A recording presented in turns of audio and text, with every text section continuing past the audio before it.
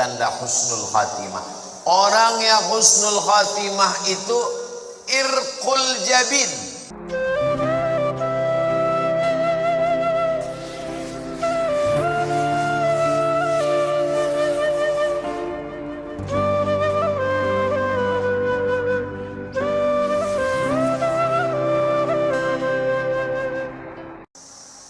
Kenapa ada orang yang waktu penutup mukanya dibuka tersenyum?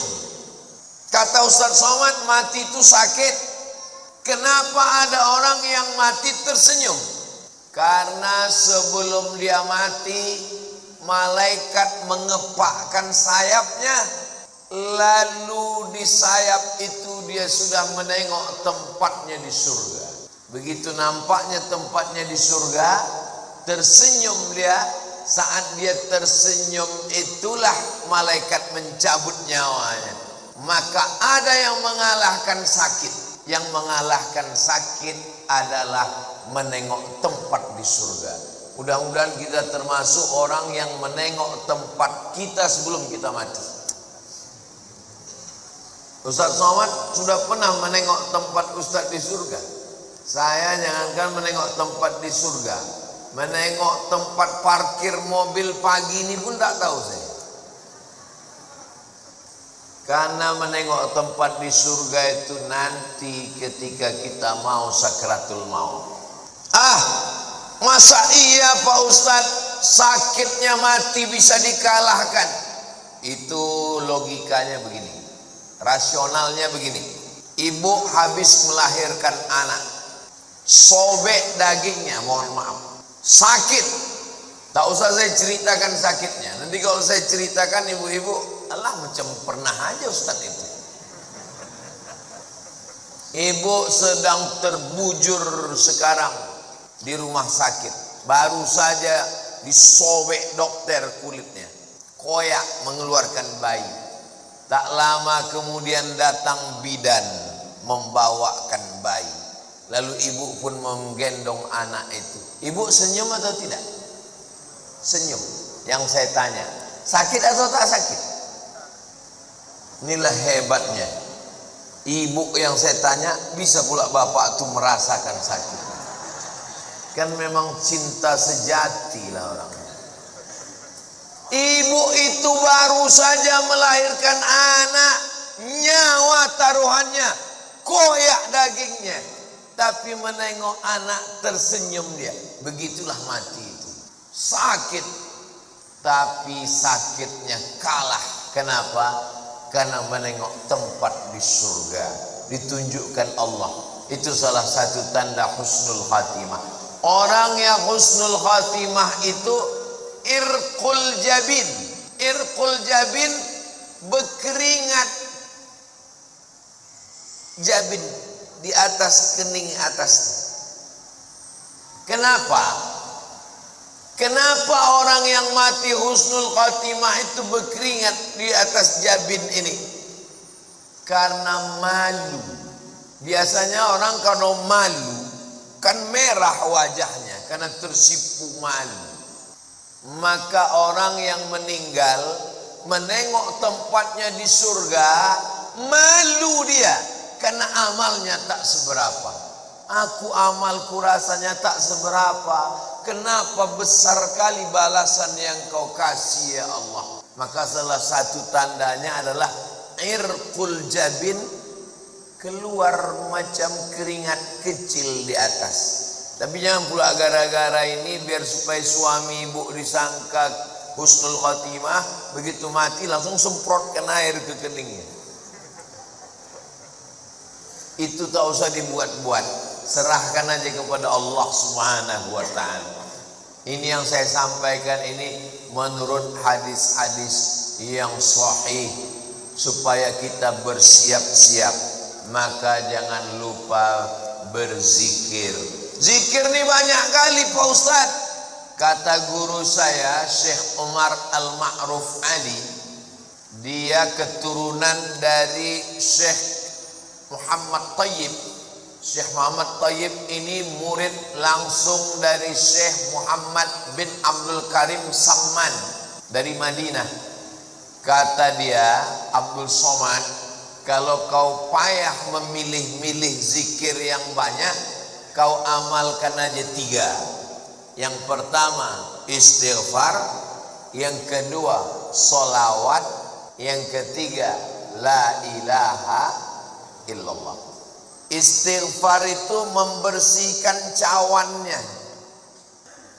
Ini cawan kotor, kalau dituang air zam-zam ikut jadi kotor.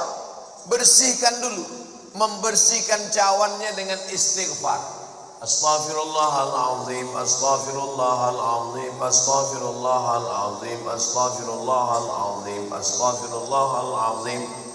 Bisa 100 bagus, bisa 200 bagus, bisa 1000 bagus. Setelah istighfar, baru kemudian wangikan dia, harum semerbak. Mewangikannya itu sholawat. Allahumma salli ala Sayyidina Muhammad wa ala ali Sayyidina Muhammad. Allahumma salli ala Sayyidina Muhammad wa ala ali Sayyidina Muhammad. Setelah dia wangi, barulah kau tuangkan air. Airnya itu adalah afdhalul dzikri fa'lam annahu la ilaha illallah. Ini masalah zikir ini, jangan karena mau ngejar cepat lalu bunyinya tak jelas.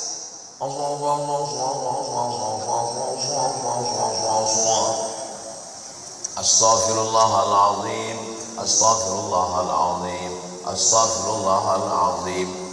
Ada orang istighfar pakai suara, astaghfirullahaladzim, astaghfirullahaladzim, astaghfirullahaladzim. Bagus. Saya Pak Ustadz lebih khusyuk kalau dalam hati. Bagus. Masalah berzikir ini, zikir kuat bagus. Jangan gara-gara zikir kuat sama zikir pelan berkelahi di masjid. Berkelahi antara zikir kuat dengan zikir pelan di masjid, sampai cerita tuh keluar masjid. Apa kata orang luar masjid? Untung kita tak ke masjid. Coba kalau kita ke masjid berkelahi kan? Bagus kita di luar masjid nih lagi. Nah, jadi yang berzikir kuat silakan. La ilaha illallah, la ilaha illallah. Bagus, tak salah. Yang berzikir pelan bagus. La ilaha illallah, la ilaha illallah. Zikir kawan pelan. Kita mau kuat, kita paksakan dia, kita ke telinga dia. La ilaha illallah. Apa mau kau kata dia? Kelahi kita dalam masjid. Saya Pak Ustaz terganggu kali saya sama zikir orang ini. Saya kalau udah dengar orang yang berzikir kuat terganggu saya Pak Ustaz. Berarti ada setan dalam diri kau. Orang yang terganggu dengan zikir berarti ada setan. Zikir tidak pernah mengganggu kita. Sebagaimana kita mendengar suara bacaan Al-Quran. Kalau ada orang terganggu mendengar bacaan Al-Quran, itulah makna ruqyah. Diruqyah dia biar keluar hantu setan dari dalam diri. Lalu kemudian kita pun masuk ke liang lahat. Tapi tadi ruhnya udah diangkat ke langit Pak Ustaz. Waktu jasad masuk ke liang kubur, maka ruh turun balik, dimasukkan Allah ke alam kubur untuk menjawab pertanyaan malaikat Mungkar Nakir. Iya, kalau jasadnya masuk kubur, kalau matinya diterkam singa, kalau matinya di sungai Amazon, dimakan ikan piranha 1000 ekor, kemana pergi ruhnya? Kalau matinya tabrakan beruntun hancur macam daging kena blender, kemana pergi ruhnya? Maka nama alamnya adalah alam barzakh. Dia tidak disebut dengan dunia karena dia sudah mati. Dia tidak disebut dengan akhirat karena dunia masih ada. Pemisah antara dunia dengan akhirat namanya alam barzakh. Tengok dalam surat Ar-Rahman, bainahuma barzakhun la yabghiyan. Jadi ruh yang sudah diangkat ke langit, diperkenalkan ke malaikat, diturunkan balik masuk ke dalam jasad untuk menjawab pertanyaan mungkar nakir.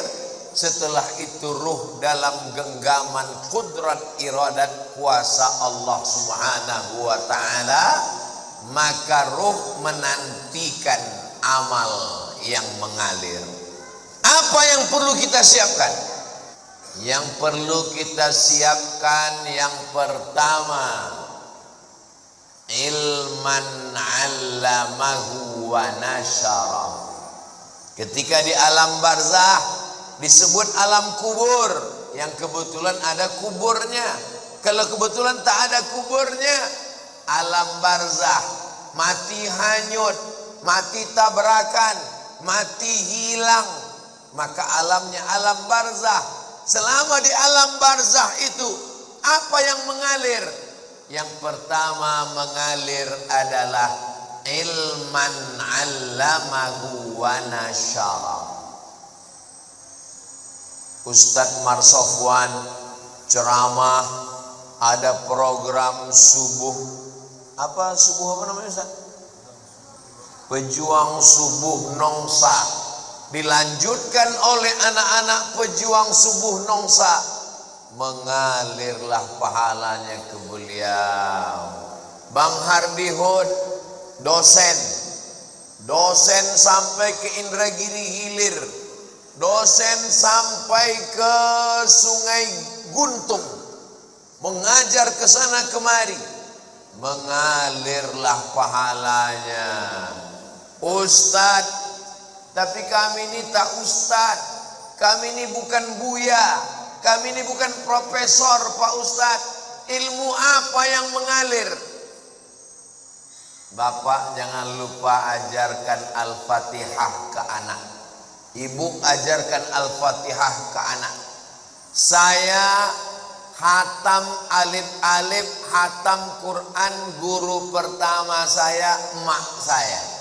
Jadi sampai hari ini kalau saya ngajar di mana-mana, itu pahalanya mengalir ke almarhumah emak, ke almarhum ayah saya. Maka ibu kalau tak sempat, bapak kalau tak sempat, ajarkan Al-Fatihah ke anak. Supaya anak sholat subuh, zuhur, asar, maghrib, isya, tahajud, witir, duha, dia baca Al-Fatihah, mengalir ke kita semuanya. Saya Pak Ustadz sempat juga mengajarkan beberapa ilmu Pak Ustadz. Ilmu apa yang Bapak ajarkan? Ilmu santet. Minta ampunlah kepada Allah, mudah-mudahan lupa murid-murid itu, tak diamalkannya lagi, taubat dia. Itu maka sebelum mengajar tuh, ajarkan yang baik-baik. Saya berharap ceramah ke sana kemari, mudah-mudahan ini diamalkan jamaah, mengalir ke alam barzakh saya insyaallah. Amin. Walaupun amal yang sikit aja, amal sikit yang diamalkannya, bismillahi tawakkaltu 'alallah la haula wala quwata illa billah. Mengalir. Yang pertama mengalir ilman 'allamahu wa nasyarahu. Yang kedua, waladan salihan tarakahu, anak soleh yang ditinggalkan. Bangun anak soleh itu malam, tahajud dia, berdoa dia, Rabbil firli wali walidayya warhamhuma kama rabbayani shaghira. Mengalir pahalanya. Sekarang saya ceramah ini di Batam. Almarhumah emak saya, almarhum ayah saya menengok amal saya secara live. Mana dalilnya? Dalilnya Quran. Wa qul i'malu, beramallah kamu, Fasayarallahu amalakum. Yang menengok amal kamu itu ada 3. Yang pertama Allah, yang kedua Rasulullah Nabi Muhammad menengok amal kita, yang ketiga wal mu'minun, orang beriman. Apa kata tafsir Ibnu Katsir? Maksud orang beriman ayah, ibu, atuk, nenek menengok amal anak cucunya. Maka moyang saya sedang menengok amal saya, macam jamaah yang nonton streaming live sekarang. Begitulah mereka menonton di alam barzah. Oh, senangnya aku, cucuku dari anak si fulan rupanya sedang menyampaikan tausiah di Batam. Mudah-mudahan kita pun menengok amal yang baik dari anak cucu kita insyaallah. Makanya selalu doanya, Rabbana hab lana minas shalihin, Rabbana hab lana min ladunka dzurriyyatan thayyibah, Rabbana hab lana min azwajina wa dzurriyyatina qurrata a'yun waj'alna lil muttaqina imama. Apalagi yang mengalir? Yang mengalir yang ketiga adalah mushafan warasahu, mewakafkan Al-Quran. Wakafkan Al-Quran. Itu wakaf Qurannya Masya Allah. Kalau ditengok dari susunannya nampaknya Quran ini tak pernah dibaca ini. Janganlah begitu Pak Ustadz. Ini Quran ini disusun rapi ini karena mau pengajian subuh ini. Kalau tidak ada pengajian tunggang langgang lintang pukang juga Quran ini. Itu yang mewakafkan Quran ini meninggal orangnya. Kenapa ada tradisi wakaf surat Yasin tempat kita? Karena orang dulu susah, tak ada duit. Maka tak bisa dia mewakafkan Quran, diwakafkannya surat Yasin. Tapi yang paling bagus Quran. Tapi kata ulama, bukan cuma wakaf Quran, wakaf kitab fikih, wakaf kitab agama, wakaf kitab Riyadhus Shalihin, wakaf kitab, itu juga sampai kepada Allah, sampai disampaikan Allah kepada kita. Maka baca Quran ini supaya mengalir kepada orang yang mewakafkannya insyaallah. Yang keempat, apalagi yang mengalir? Masjidan banahu, membangun masjid. Siapa yang mewakafkan tanah ini, yang mewakafkan masjid ini? Tak bisa saya membangun masjid utuh, satu masjid Pak Ustaz. Tak bisa membangun satu utuh masjid, isi aja kantong-kantong tua. Itu yang mengisi kantong tuh, itu mengalir tuh. Yang tak mengisi, innalillah lah kalian.